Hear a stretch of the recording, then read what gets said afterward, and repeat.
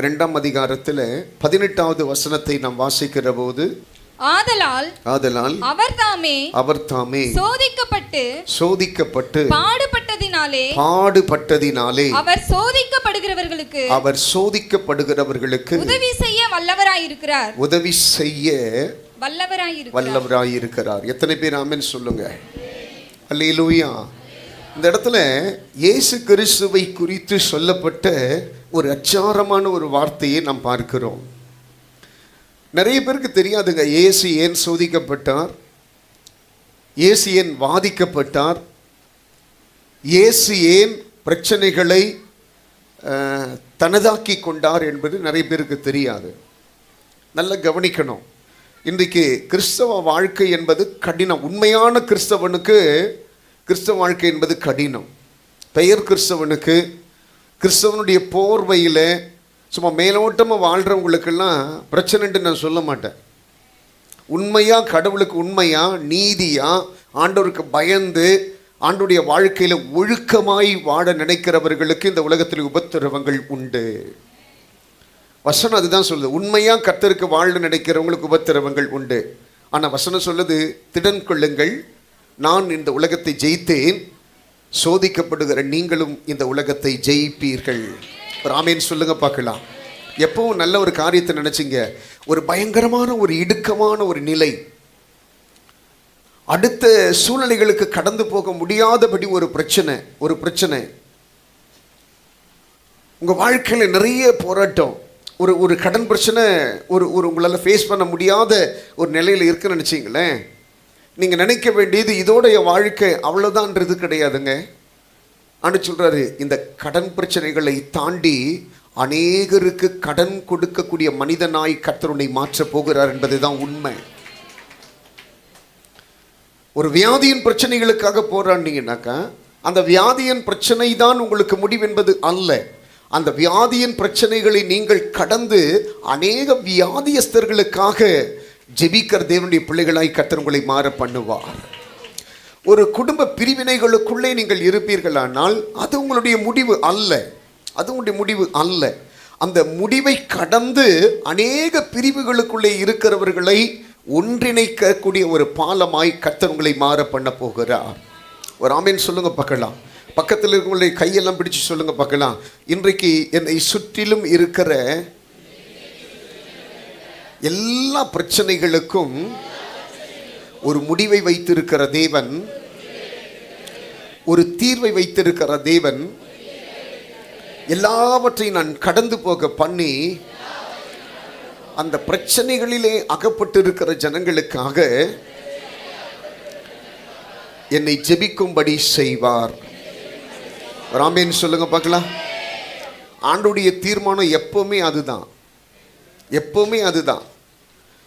ஒரு பிரச்சனைகளுக்குள்ள நீ இருக்கிற போது உன்னை கர்த்தர் விடுதலையாக்கி உன்னை ஆண்டவர் ரிலீஸ் பண்ணிட்டாருனாக்கா, உன்னை அதுலேருந்து மாறுதலுக்குள்ள கர்த்தர் கொண்டு வந்துட்டாருனாக்கா, நீ சுகமாய் வாழ்வதற்காக அல்ல, சுகமாய் வாழக்கூடாதவர்களுக்காக உன் கண்ணிலிருந்து ஒரு சொட்டு கண்ணீரை வடித்து அவர்களுக்காக ஜெபிப்ப என்பதற்காகத்தான் கர்த்தர் உனக்கு அந்த சுக வாழ்வை கர்த்தர் உண்டாக்குகிறார். ஆமேன் சொல்லுங்க பார்க்கலாம். அல்லேலூயா. நீ உன் மனம் போன கிறிஸ்தவ வாழ்க்கை என்பது சுயமாக வாழ்கிறது கிடையாதுங்க. முதல்ல நல்லா புரியுங்க. ஒரு செல்ஃபியூஸாக வாழ்கிற வாழ்க்கை கிறிஸ்தவ வாழ்க்கை கிடையாது. கிறிஸ்தவ வாழ்க்கை ஒரு செல்ஃபியூஸாக வாழ்கிற வாழ்க்கை கிடையாது. இதுக்கு முன்னாடி நம்ம வாழ்ந்த வாழ்க்கை செல்ஃபியூஸாக வாழ்ந்த வாழ்க்கை. எதை குறிச்சும் கவலை கிடையாது, யாரை குறிச்சும் கவலை கிடையாது. நானே ராஜா நானே மந்திரி, அப்படிப்பட்ட ஒரு வாழ்க்கை வாழ்ந்தோம். ஆனால் இன்னைக்கு எல்லாவரையும் சிநேகிக்கிற ஒரு தெய்வத்திற்காக என்னுடைய இருதயத்தை நான் தந்திருக்கிறேன். அந்த தெய்வம் விரும்பக்கூடிய ஒரு மனுஷனாக கர்த்தர் என்னை மாற்றி கொண்டிருக்கிறார். அந்த தெய்வம் என்ன சொல்றாரு? உன்னிடத்திலே நீ அன்பு கூறுவதை போல பிறனிடத்திலும் அன்பு கூறுவாயாக. இதுதான் ஆண்டவருடைய உடன்படிக்கை.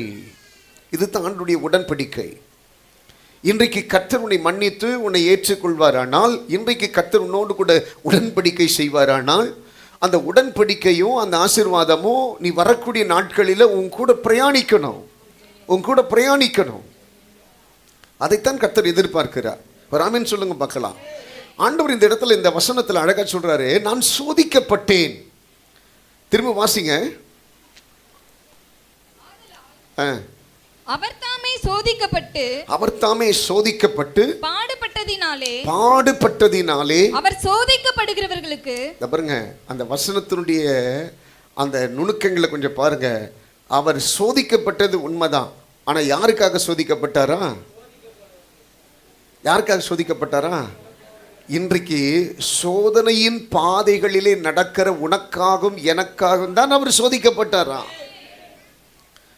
அந்த சோதனையினுடைய வீரியம் இன்னதென்று சொல்லி அறிந்து கொள்வதற்காகத்தான். சோதனையிலே நடக்கிற போது ஒரு மனிதனுடைய மனநிலை எப்படி இருக்கும் என்பதை அறிந்து கொள்வதற்காகத்தான் அவர் உனக்காகவும் எனக்காக சோதிக்கப்பட்டாராம். சில இடத்துல சொல்லுவாங்களே, ஏப்பா கவலைப்படாதுப்பா, அதெல்லாம் சரியாயிடும்பான்னு சொல்லும்போது சிலர் சொல்லுவாங்க, ஏம்மா அந்த பிரச்சனை உனக்கு வந்ததாம்மா தெரியும். சிலர் சொல்லுவாங்க, என்ன சொல்லுவாங்க, அந்த பிரச்சனை உனக்கு வந்ததாம்பா தெரியும், நீ சாதாரணமாக சொல்லிடுற, ஆனால் அதை அனுபவிக்கிற எனக்கு தான்பா தெரியும். ஒரு ஆமேன்னு சொல்லுங்க பார்க்கலாம். ஆண்டவர் சொல்கிறாரு, நீ பயப்படாதே, நான் உன்னோடு கூட இருக்கிறேன். ஒரு வார்த்தை அவர் சொல்லிடுறதுனால பொத்தாதுங்க. அவர் உனக்காக சோதிக்கப்பட்டு அந்த பிரச்சனையுடைய வியூகத்தை அவர் தெரிந்து கொண்டதற்கு பிறகுதான் உன்னை பார்த்து சொல்றாரு, நீ பயப்படாத, இதையெல்லாம் நான் கடந்து வந்ததை போலவே உன்னையும் நான் கடந்து வர பண்ணுவேன். ராமேன் சொல்லுங்க பார்க்கலாம். அல்லேலூயா, அல்லேலூயா. நம்ம தேவையில்லாததுக்கெல்லாம் மூச்சு பிடிச்சி பேசுகிறோம். தேவையில்லாததுக்கு முடிச்சு பிடிச்சி பேசுகிறோம். தேவையில்லாததுக்கெல்லாம் நம்ம வந்து பேசுகிறோம். எங்கள் அப்பா யார் தெரியுமா, எங்கள் அப்பா யார் தெரியுமா, அவர் பயங்கரமான ஆள், நான் அவருடைய பிள்ளை, என்கிட்டதெல்லாம் வச்சுக்காத. தேவையில்லாத காரியத்துக்கெல்லாம் நம்ம சொல்கிறோம். அல்லையே சொல்லுங்க பார்க்கலாம். பிசாசை பார்த்து சோதிக்கப்படுகிற போது, புடமிடப்படுகிற போது, நீ வாதிக்கப்படுகிற போது, நீ எல்லா பிரச்சனைகளுக்கு மத்தியில் கடந்து போகிற போது பொல்லாத ஆவியை பார்த்து சொல்லணும், எங்கள் அப்பா யாரு, என்னுடைய தலைமுறை என்னன்னு உனக்கு தெரியுமா, எங்க அப்பா பிரச்சனைகளை தாண்டி உன்னை ஜெயிச்சிட்டு வந்தது போலவே அவருடைய பிள்ளையாய் இருக்கிற நான் பிரச்சனைகளை தாண்டி உன்னை ஜெயிச்சிட்டு திரும்பி மேல அவர் கையை தட்டி சொல்லணும். சில நேரங்களில் உங்களுக்கு பிசாசை பற்றி அடையாளம் சொல்கிறேன் நான். பிசாசு ஒரு செவிட்டு விரியன். பிசாசு எப்படிப்பட்டவன்? செவிட்டு விரியன். அவனுக்கு தப்பு தப்பாக சொன்னால் காது கேட்கும், நல்லது சொன்னால் காது கேட்காது. அதனால் சொன்னதை திரும்பி திரும்பி சொல்லிகிட்டே இருக்கணும். சில நேரங்களில் நீங்கள் சொல்லாததுனால தான் அவனுக்கு தெரியல. என்ன சொல்லணும்? நான் யாருடைய பிள்ளை, நான் யாருடைய பிள்ளை, ஏசப்பானுடைய பிள்ளை. அவர் சோதனையை ஜெயிச்சது போலவே நானும் சோதனையை ஜெயிப்பேன். அவர் உன் தலையை நசுக்கினதை போலவே நானும் உன் தலையை நசுக்குவேன். அவர் உனக்கு விரோதமாக யுத்தம் செய்து உன்னை ஜெயித்தபடினாலே நானும் உனக்கு விரோதமாக யுத்தம் செய்து ஜெயிப்பேன். நான் தோற்க பிறந்தவன் அல்ல, நான் ஜெயிப்பதற்கு பிறந்தவன். கையை தட்டி அப்பாவுக்கு நன்றி சொல்லுங்க பார்க்கலாம். அல்லேலூயா, அல்லேலூயா, அல்லேலூயா, அல்லேலூயா, அல்லேலூயா.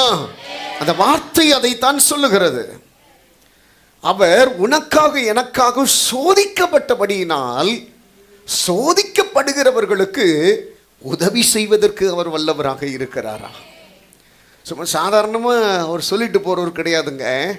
அந்த பிரச்சனையினுடைய ஆழம் அவருக்கு தெரியும்.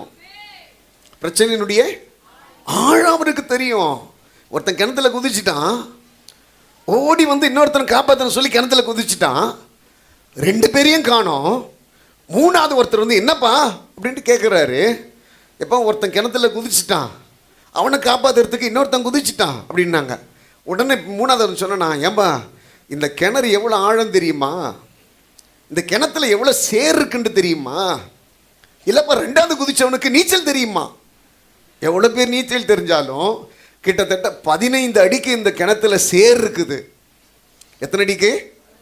15 அடிக்கு சேர் இருக்குது. இந்த 15 அடி சேரில் ஒருத்தன் நீச்சல் தெரிஞ்சவனால கூட என்ன பண்ண முடியாது, வர முடியாது. அல்லேலூயா சொல்லுங்க பார்க்கலாம். அல்லேலூயா. அந்த மாதிரி நேரத்தில் தந்திரமாய் நீ வெளியே வருவதற்கு உன்னுடைய ஞானத்தை நீ உபயோகப்படுத்தணும். மூணாவது ஆள் குதிச்சான். குதிச்ச உடனே 2 பேரும் ஒருத்தர் பிடிச்சி நிற்கிறாங்க. ராமேன்னு சொல்லுங்க பார்க்கலாம். அவன் போய் நான் மூச்சை டம் பிடிச்சிட்டு கீழே போன உடனே என்னாச்சுனாக்கா, எந்த சேத்துல புதஞ்சிருக்கிறாங்களோ அந்த சேத்தை நல்லா கலரி விட்டுட்டு இவங்களை புஷ் பண்ணி விட்டோன்னா இவங்க மேலே வந்துட்டாங்க. ஒரு அலையில சொல்லுங்க பார்க்கலாம். அந்த சேத்தை கிளறி விட்டுட்டு நீ நீச்சல் என்னதான் கையை போட்டு அடிச்சுட்டே இருந்தாலும் வர முடியாது வெளியில். நிறைய பேருக்கு அந்த டெக்னிக்கல் தெரியறது கிடையாது. சேத்துல போய் ஒருத்தன் மாட்டிட்டேன்னாக்கா எவ்வளோ தான் கையை போட்டு டபா டபா டபா டபா டபான்னு அடித்தாலும் அந்த ஃபோர்ஸ் ஒன்று அந்த சேத்துக்குள்ளது கொண்டு வர நினைக்கிறீங்களா? கொண்டு வர முடியாது. அந்த மேட்டர் என்ன பண்ணுனாக்கா, அப்படியே கீழே குனிஞ்சு அந்த கீழே இருக்கிற அந்த சேத்தெல்லாம் அப்படியே தள்ளி அந்த காலை ஃப்ரீயாக வெளியில் வரத்துக்கு விடணும். ராமேன்னு சொல்லுங்க பார்க்கலாம். அப்போ ஒருத்தர் கேட்குறாரு, என்னப்பா 2 பார்த்து நீச்சல் தெரிஞ்சவர் குதிச்சார் காப்பாற்ற முடியும், நீ எப்படிப்பா காப்பாற்றின? எனக்கு இந்த கிணத்துடைய தன்மை தெரியும். இந்த கிணத்துல எத்தனை அடி ஆழம் இருக்குது, அதில் எவ்வளோ சேர் இருக்குது, இதில் எப்படி ஒரு காரியத்தை செய்யணுன்றது எனக்கு தெரியும். ராமேன்னு சொல்லுங்க பார்க்கலாம். என் ஆண்டவருக்கு பிசாசுனுடைய எல்லா தந்திரங்களும் தெரியும். அதனால் அந்த தந்திரங்களை அவர் ஜெயித்தார். அவருடைய பிள்ளையாக இருக்கிற உனக்கும் எனக்கும் கூட அவனுடைய தந்திரங்களை வெளிப்படுத்துவதற்காகத்தான் அந்த வேத புஸ்தகத்தை கர்த்தர் உன் கையில் என் கையில் கர்த்தர் தந்திருக்கிறார். ராமேன்னு சொல்லுங்க பார்க்கலாம். அல்லேலூயா, அல்லேலூயா, அல்லேலூயா. பழைய ஒரு பாடலில் பாட்டிங்கனாக்கா ரொம்ப அருமையாக இருக்கும் அந்த பாட்டு. இயேசு ஜெயித்தார், இயேசு ஜெயித்தார், இயேசு ஜெயித்தார் சாத்தானை. அல்லேலூயா, அல்லேலூயா. இயேசு ஜெயித்தார் சாத்தானை.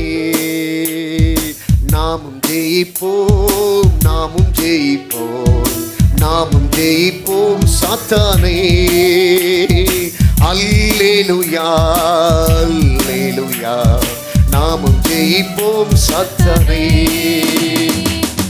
ராமேன்னு சொல்லுங்க பார்க்கலாம். அவர் ஜெயிக்காதத என்னை பொறுத்த வரைக்கும் என்ன தெரியுமா? அதை பாருங்க, இயேசு ஏற்கனவே உனக்கு விரோதமாக இருக்கிற பொல்லாத ஆவியெல்லாம் சாவடிச்சிட்டாரு. இப்போ நீ நானும் யார்கிட்ட சண்டை போட்டுருக்கோன்னா செத்த பாம்பு கிட்ட தான் சண்டை போட்டுட்ருக்குறோம். அது வேற விஷயம். செத்து போன பாம்பு தூக்கி போட்டால் கூட நம்ம ஆளுங்க அலறி பயந்துச்சுன்னு ஓடுவாங்க. இன்றைக்கி அது மாதிரி தான் செத்து போன பாம்பு, செத்து போன ஆவியை பார்த்து தான் பயப்படுறீங்க. ஒரு ஆமீன் சொல்லுங்க பார்க்கலாம். ஆண்டவர் சொல்கிறாரு, பயப்படாத, பயப்படாத. எனக்காக உனக்காக ஏற்கனவே இந்த பொல்லாத ஆவியை தலையை கர்த்தர் நசுக்கி எனக்கு கர்த்தர் விடுதலையை கொடுத்துட்டாரு. எனக்கு விடுதலையை கொடுத்துட்டாரு. நானும் இதை ஜெயிப்பேன். ஒரு ஆமீன் சொல்லுங்க பார்க்கலாம். அல்லேலூயா. அந்த தன்மை என்ன? எனக்காகத்தான் இயேசு பாடுபட்டார். நான் பாடுபடக்கூடாது என்பதற்காகத்தான், நான் துக்கப்படக்கூடாது என்பதற்காகத்தான், நான் வேதனைப்படக்கூடாது என்பதற்காகத்தான். நான் ஏற்கனவே சொல்லியிருக்கேன் பார்த்தீங்களா, ஒருத்தர் இயேசு அந்த இடத்துல சிலுவை சுமந்துட்டு போயிட்டு இருக்கிறாரு. அந்த வழியாக வரக்கூடிய ஒரு சீமோன் என்கிற மனுஷனுக்கு மேலே அந்த சிலுவையை வைக்கிறாங்க. அந்த மனுஷன் தூக்க முடியாதபடி அங்கேயும் இங்கேயும் அப்படியே சரிஞ்சு கிரிஞ்சு தூக்கிட்டு போகிறான். இயேசு அந்த வழியில் கூட அந்த சிலுவை சுமக்கிற அந்த மனுஷனை பார்த்துட்டு ஓடி போயிட்டு அவங்ககிட்ட இருந்து திரும்பி இவர் வாங்கிக்கிறாரு. ஓடி போய் வாங்கிக்கிறாரு. ஏன் தெரியுமா? நீ இந்த சிலுவையை சுமந்துடக்கூடாது என்பதற்காக. நிறைய பேர் இன்றைக்கி பாருங்களேன், சிலுவை போட்டால் தான் அது என்ன தெரியல பாஸ்டர், கிறிஸ்டியன்ட்டே தெரியுது பாஸ்டர். நிறைய பேர் சொல்லுவாங்க, கழுத்தில் சிலுவை போட்டால் தான் அது கிறிஸ்டியன்ட்டே தெரியுதான். உன் உள்ளத்தில் இயேசுவை கொண்டு வந்து அதன் மூலமாக இயேசு தெரியணுன்றதெல்லாம் மாறிப்போச்சு.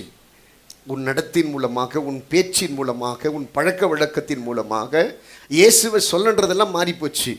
இன்றைக்கி நிறைய பேர் பார்த்தீங்கன்னாக்கா ஒரு பெரிய ஒரு செயின் போட்டுக்கிறாங்க, எல்லாம் ஒரு மணி போட்டுக்கிறாங்க, ஒரு அது இது போட்டுக்கிறாங்க, ஒரு சிலுவை போட்டுக்கிறாங்க. ஒரு சிலுவை போட்டுட்டு இவங்கெல்லாம் ஒரு கிறிஸ்டியன். நான் கிறிஸ்டியன் தெரியல, ஒரு செயின் போட்டுக்கிறேன் பாருங்கள், நான் கிறிஸ்டியன். அல்லையே சொல்லுங்க பார்க்கலாம். நீங்கள் செயின் போடுறதுனால ஆண்டவர் சொல்கிறது, இந்த செயின்லாம் போடாத. இந்த சிலுவையை இந்த பாருங்க, நீ கழுத்தில் போட்டிருக்கிற பார்த்தியா, அது பாரமான சிலுவையோ பாரம் இல்லாத சிலுவையோ அது ரெண்டாவது விஷயம். இதை நீ சுமந்திடக்கூடாது என்பதற்காகத்தான் அவர் என்ன பண்ணாரா, ஓடி வந்து அந்த சிலுவையை வாங்கிட்டு, நீ சுமக்காத, உனக்காக சுமப்பதற்காகத்தான் எங்க அப்பா அவருடைய வலது பாரசத்தில் செல்ல பிள்ளையாய் இருப்பதை விட்டுட்டு இந்த உலகத்தில் மனுஷனாய் வந்து இதை சுமப்பதற்கு என்னை ஒப்பு கொடுத்து. ஒரு ஆமீன் சொல்லுங்க பார்க்கலாம், ஒரு ஆமீன் சொல்லுங்க பார்க்கலாம். அல்லேலூயா, அல்லேலூயா, அல்லேலூயா. நீ சுமக்க கூடாது. ஒரு ஆமீன் சொல்லுங்க பார்க்கலாம். குட் ஃப்ரைடேக்கு கூட எல்லாம் மற்ற சபை எப்படி தெரியல, ஆனால் நம்ம சபையில் வந்து பக்கா பிரியாணி அரேஞ்ச் பண்ண வச்சுருக்கிறேன். எதுக்கு எதுக்கு? குட் ஃப்ரைடே ஐயா, குட் ஃப்ரைடேக்கா பிரியாணி, பக்கா பிரியாணி. ஒரு ஆமீன் சொல்லுங்க பார்க்கலாம். ஏன் கேளுங்க, ஆண்டவர் சொன்னார், நீ நீ உனக்காக, நீ எனக்காக என்ன பண்ணக்கூடாது சொன்னார். எனக்காக அழாத, எனக்காக அழாத. நம்ம ஆளுங்க இந்த இந்த இந்த இந்த நாள் வந்து கவுச்சி சாப்பிடாதவங்க நிறைய பேர் இருக்கிறாங்க. இந்த நாளில் சோறு சாப்பிடாதவங்க நிறைய பேர் இருக்கிறாங்க. எச்ச முழுங்காதவங்க நிறைய பேர் இருக்கிறாங்க. ஆண்டவர் சொல்லலைங்க, இந்த உங்கள் கையில் இருக்கிற இந்த பைபிளுக்கு மாறா தயவுசெய்து எப்பயும் நடக்காதீங்க. இப்போ நான் சொல்கிறேன் பற்றியா, இது கூட என்னுடைய கருத்து கிடையாது, இது கூட என்னுடைய கருத்து கிடையாதுங்க. நான் பைபிளில் இருக்கிற கருத்து தான் சொல்கிறேன். நான் ஆண்டவர் சொல்கிறாரு, ஒரு சிலுவையை வாங்கி கொஞ்ச தூரம் நடந்தவனை பார்த்துட்டு, ஐயோ நீ சுமக்க கூடாது என்பதற்காகத்தானே நான் சுமக்க வந்தேன். திரும்ப திரும்ப ஏயா அந்த சிலுவையை நீ சுமந்துட்டு இருக்கிற? ஆண்டவர் எனக்காக மரித்த நாள் துக்க நாள் அல்ல. நம்மளுக்கு பாருங்க, தமிழ்ல என்ன பேர் வச்சிருக்கிறாங்க? குட் ஃப்ரைடேக்கு என்ன பேர் வச்சிருக்காங்க? புனித வெள்ளி. அது நம்மளுக்கு சொல்லி துக்க வெள்ளி. அவன் என்ன பேர் வச்சிருக்கிறான்? Good good. அது பேர் கண்ணீர் ஃப்ரைடேன்னு இருக்கான். அவன் எவ்வளோ அழகாக வச்சிருக்கான், குட் ஃப்ரைடே. இது எனக்கு புனிதமான நாள். ஏங்க இந்த இடத்துல உட்காந்துட்டு இருக்கிற எனக்கும் உனக்கும் புனிதமான நாளுங்க. நீ நானும் அழுகிறதுக்காக அல்லங்க. ஆண்டவர் சொல்ற, நீ அழ வேண்டியதெல்லாம் என்ன தெரியுமா? உன் பிள்ளைகளை சரியாய் வளர்ப்பதற்கு, உன் கணவனை சரியாய் கொண்டு வருவதற்கு, உன் மனைவியை கர்த்தருக்கு பயப்படக்கூடிய பயத்தோடு கூட கொண்டு வருவதற்கு, நீங்கள் குடும்பமாய் கர்த்தரை ஆராதிப்பதற்கு, ஆண்டவருக்கு பயப்படக்கூடிய பயத்தை உங்களுக்குள்ளே கொண்டு வருவதற்கு, ரட்சிக்கப்பட்ட நீங்கள் உன்னுடைய குடும்பத்திற்காக கண்ணீர் வடித்து ஜெபிக்க வேண்டியது அவசியமாக இருக்கிறது. அதை செய்யறது கிடையாது, அதை செய்யறது கிடையாது. யாருக்காக கண்ணீர் வடிக்கிறது? இயேசுவுக்காக. அவரு ஜம்முன்னு எங்க இருக்கிறாரு? எங்க இருக்கிறாரு? ரெண்டாம் வருகைக்கு ஆயத்தமாயிட்டு இருக்கிறாரு. ராமன் சொல்லுங்க பார்க்கலாம். அவர் என்ன செத்து போனவரா? அவர் உயிரோடு கூட இருக்கிறவருங்க. அவர் உயிரோடு இருக்கிறவரு. அவருடைய கையில எவ்வளவு பெரிய அதிகாரம் இருக்கு, அவருடைய கையில எவ்வளவு பெரிய ஆளுமை இருக்கிறது, அவருடைய கையில் எவ்வளவு பெரிய பராக்கிரமம் இருக்கிறது. அவர் எவ்வளவு பெரிய ராஜாதி ராஜா. ஒரு அலையிலே சொல்லுங்க பார்க்கலாம். அவ்வளோ பெரிய தெய்வங்க, அவ்வளோ பெரிய தெய்வங்க. இன்னும் கஞ்சி ஊற்றிட்டு கஞ்சி குடிச்சின்னு அலையிலே சொல்லுங்க பார்க்கலாம். நான் யார் கூடயும் பேச மாட்டேன் 40 நாள், எல்லாம் 40 நாள் முடிச்சுட்டு வச்சுக்கிறேன். ராமேன்னு சொல்லுங்க பார்க்கலாம். அல்லேலூயா. நிறைய காரியங்களை எல்லாம் இந்த நாட்களில் நம்ம புரிஞ்சிக்க முடியும், எல்லாம் புரிஞ்சிக்க முடியும். அல்லேலூயா சொல்லுங்க பார்க்கலாம். அப்படிலாம் கிடையாதுங்க. ஆண்டவர் உனக்காக எல்லாவற்றையும் சிலுவையிலே அவர் தாங்கினார். ஆமென். ஒரு 5 காரியத்தை நான் உங்களுக்காக நான் சொல்லி நான் முடிக்க போகிறேன். ஆண்டவர் உனக்காக உன்னுடைய எந்த காரியங்களை உன்னை விட்டு விலக்குவதற்காக அவர் பாடுகளை சுமந்தார். முதல் காரியம், ஏசாயா தீர்க்கதரிசியின் புஸ்தகம் 53ஆம் அதிகாரத்திலே 4வது வசனம். ஏசாயா 53:4.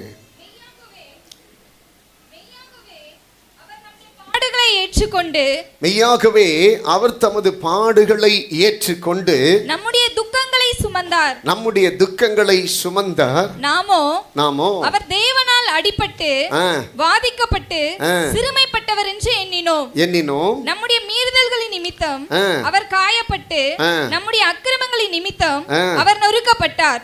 நமக்கு சமாதானத்தை உண்டு பண்ணும் ஆக்கினை அவர் மேல் வந்தது, அவருடைய தழும்புகளால் குணமாகிறோம். அப்ப முழுக்க முழுக்க இயேசு பட்ட பாடுகள் ஒண்ணு கூட அவருக்கு உண்டானது அல்ல. யாருக்கு உண்டானது அல்ல? முழுக்க முழுக்க A to Z வரையிலும் அவர் ஏற்றுக்கொண்ட எல்லா வியாகுலங்களும் அவருக்காக அல்ல, அவருக்குண்டானது அல்ல. இந்த இடத்துல உட்கார்ந்துட்டு இருக்கிற உனக்காக எனக்காகத்தான் அத்தனை பாடுகளையும் அவர் ஏற்றுக்கொண்டார். அல்லேலூயா. அப்போ உன் பாடுகளிலே உனக்கு உதவி செய்வதற்காகத்தான் அந்த பாடுகளை எல்லாம் அவர் ஏற்றுக்கொண்டாரா? ஆமென் சொல்லுங்க பார்க்கலாம். எப்பவுமே உடன்படிக்கையின் தெய்வம் அவர். ஒன்றை கொடுத்து ஒன்றை வாங்க செய்கிறவர். ஒரு அல்லேலூயா சொல்லுங்க பார்க்கலாம். அப்போ இந்த காரியங்கள் எல்லாம் கர்த்தருடைய பிள்ளைகளுக்கு முன்பதாக நடக்கிற போது அந்த காரியத்திலே ஒரு தெளிவை உண்டாக்க நினைக்கிறாரா? ஆண்டவர் சொல்றாரு, உன் பாடுகளை நான் ஏற்றுக்கொள்ள நினைக்கிறேன், உன்னுடைய எல்லா மீறுதல்களையும் நான் ஏற்றுக்கொள்ள நினைக்கிறேன். ஆமென். அதனால தான் நான் உனக்காக இந்த சிலுவையை நான் சுமந்தேன். அல்லேலூயா சொல்லுங்க பார்க்கலாம். இரண்டாவது காரியம், சங்கீதம் 55வது அதிகாரத்தில் 22வது வசனங்களை வாசிங்க பார்க்கலாம். கர்த்தர் மேல் உன் பாரத்தை வைத்துவிடு, கர்த்தர் மேல் உன் பாரத்தை வைத்துவிடு, அவர் உன்னை ஆதரிப்பார், அவர் உன்னை ஆதரிப்பார். இரண்டாவது காரியம், உன் பாரங்களை சுமப்பதற்கு அவர் வல்லமை உள்ளவராக இருக்கிறார். நல்ல கவனிக்கணுங்க. உன் பாடுகளை சுமப்பதற்காக அவர் சிலுவையை சுமந்தார். இரண்டாவது, உன் பாரங்களை, உன்னுடைய கழுத்திற்கு மேலே ஒரு பாரம் ஏற்றப்படக்கூடாது, உன்னுடைய குடும்ப வாழ்க்கைக்கு மேலே ஒரு பாரம் ஏற்றப்படக்கூடாது, உன்னுடைய தனிப்பட்ட சிந்தனைகளுக்கு மேலே ஒரு பாரம் ஏற்றப்படக்கூடாது என்று சொல்லி தேவன் நினைக்கிறார்.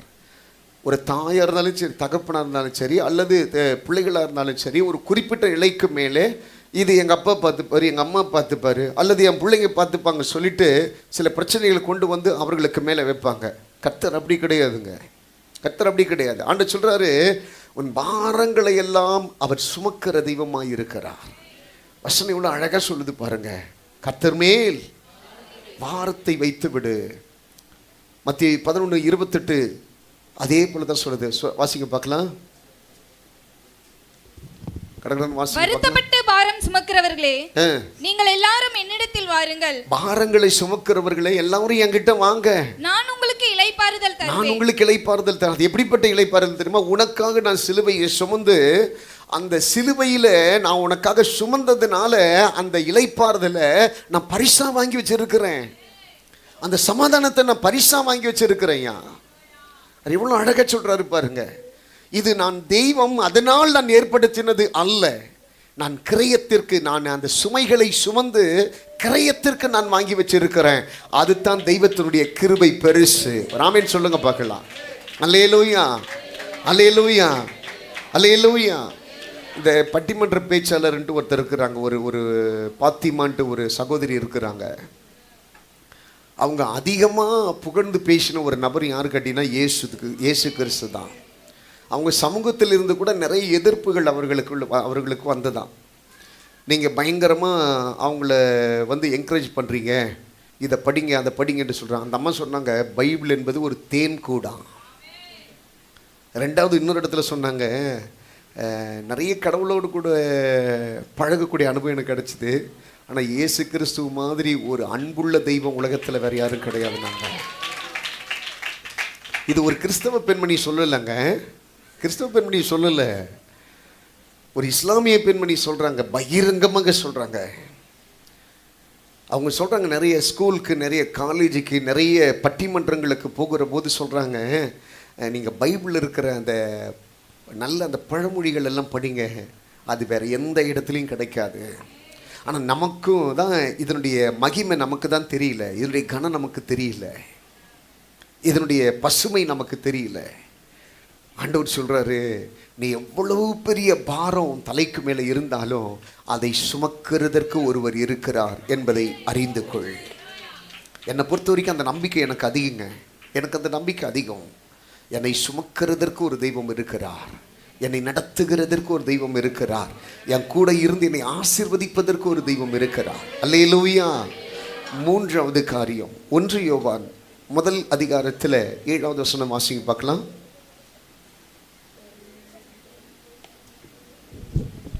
அவர் ஒளியில் இருக்கிறது போல அவர் ஒளியில் இருக்கிறது போல நாமும் ஒளியிலே நடந்தால் ஒருவரோடு ஒருவர் ஐக்கியப்பட்டிருப்போம். அவருடைய குமாரனாகிய இயேசு கிறிஸ்துவின் ரத்தம் சகல பாவங்களையும் நீக்கி, 3வது சொல்றாருங்க, அவர் உனக்காக பாடுபட்டு சிந்தின ரத்தம் இந்த இடத்துல உட்கார்ந்துட்டு இருக்கிற உங்களுடைய பாவங்களை கழுகி சுத்திகரித்து இருக்கிறது. இன்னைக்கு நீங்களாம் சுத்திகரிக்கப்பட்டு இன்னைக்கெல்லாம் இந்த வெண்வஸ்திரத்தை உடுத்துவதற்குண்டான ஒரு தகுதியை உனக்கு பணம் இருக்கிறதுனால நீ வாங்கிக்கணும்னு நினைக்காத. இந்த வெண்வஸ்திரத்தை உடுத்துறதுக்குன்ட்டு ஒரு தகுதி உண்டு. இந்த வெண்வஸ்திரத்தை நான் உடுத்துறதுக்குண்டான காரணமே என் பாவங்கள் எனக்கு மன்னிக்கப்பட்டு இருக்கிறது. பாவங்களை மன்னிக்கிறதற்கு இயேசு கிறிஸ்துவினிடத்திலே வல்லமை உண்டு. ஆமென். அவர் எனக்காக செய்த அந்த காரியங்கள் தான் என் பாவங்களை மன்னித்தது. 4வது காரியம் எடுத்து வாசி. ஏசாயா 41:10 வாசிங்க பார்க்கலாம்.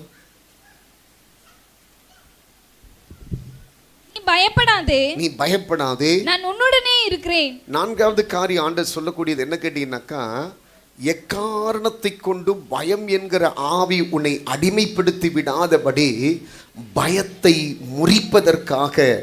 நல்ல கவனிங்க பார்க்கலாம். எல்லாம் வந்து சொல்கிறாங்க அவ்வளோதான், ஆண்டவர் மறிக்க போகிறாரு, அவருக்கு இப்படி நடக்க போகுது அப்படி நடக்க போகுதுன்னு சொல்கிறாரு. ஆனால் ஆண்டவர் சொல்கிறாரு, நான் மறிப்பேன் ஆனாலும் 3ஆம் நாளிலே உயிரோடு கூட. எத்தனை பேர் ஆமென்னு சொல்லுவீங்க?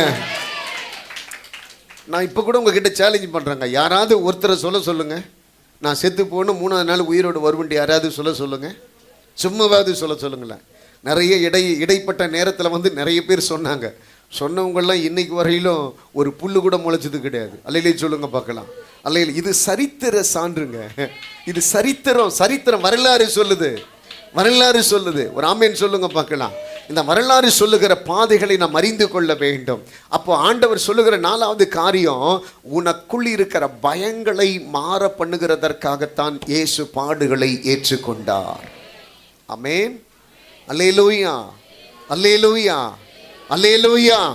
அவ்வளவு வேதனைகளை தாங்கி கொண்டது 4வது நோக்கம், உனக்குள் இருக்கிற மரண பயத்தை உன்னை விட்டு நீங்கள் ஆக்குவதற்கு. 5வது காரியம் மத்தேயு 8வது அதிகாரத்தில் 17வது வசனத்தை வாசிங்க பார்க்கலாம். அவர் தாமே நம்முடைய பலவீனங்களை அவர் சிலுவை இல்லைங்க, இந்த பாருங்க, அவ்வளோ பெரிய சிலுவை அவருக்கு பாரமா தெரியல. ஏன்னாக்கா இந்த சிலுவையை சுமப்பதினாலே, இந்த சிலுவையை உட்கொள்ளுவதினாலே என் பிள்ளை நல்லா இருப்பானாக்கா இது எனக்கு ஒரு பிரச்சனையே கிடையாது. ஒரு ஆமீன் சொல்லுங்க பார்க்கலாம். ஒரு ஆமீன் சொல்லுங்க பார்க்கலாம். அல்லேலூயா. இந்த அடிகளெல்லாம் தாங்கி கொள்றதுனால என் மகன் நல்லா இருப்பான், என் சந்ததி நல்லா இருக்குனாக்கா எனக்கு இது ஒரு பிரச்சனையே கிடையாது. கடைசி ஆண்டவர் சொல்றாரு, உன் பலகீனங்களை எல்லாம் உன்னை விட்டு மாற பண்ணுகிறதற்காக அவர் எல்லாருக்கும் முன்பதாக சோதிக்கப்படுகிறதற்கு தன்னை ஒப்பு கொடுத்தாராம். இந்த இடத்துல அவ்வளோ அழகாக சொல்றாரு பாருங்க. உன் பலவீனங்களை உன்னை விட்டு மாற பண்ணுகிறதற்காக அவர் சிலுவையை பரிசாக ஏற்றுக்கொண்டாராம். சொல்லுங்க பார்க்கலாம்.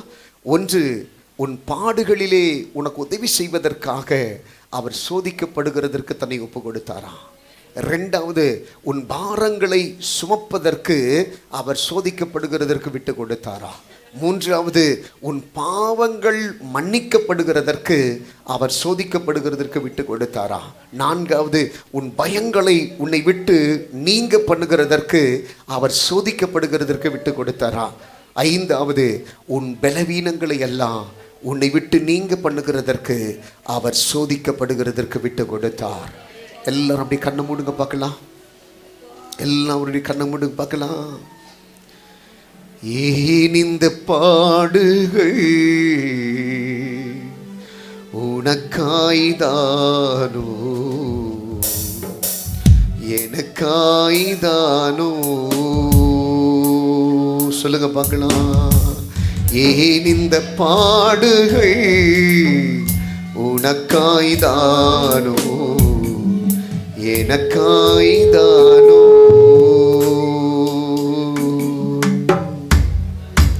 எல்லாம் அப்படி கண்ண மூடி சொல்லுங்க பார்க்கலாம்.